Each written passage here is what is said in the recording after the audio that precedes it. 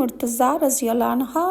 رمضان المبارک کی پہلی رات باہر نکلے تو آپ نے دیکھا کہ مساجد پر قندیلیں چمک رہی ہیں اور لوگ اللہ کی کتاب کی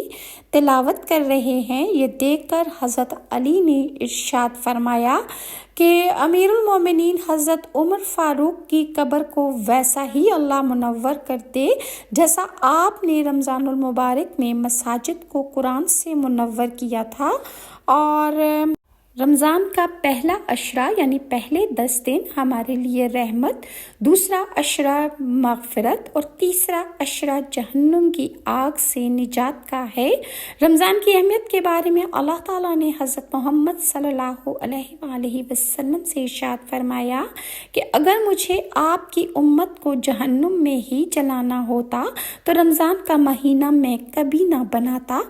جب رمضان المبارک کا چاند نظر آتا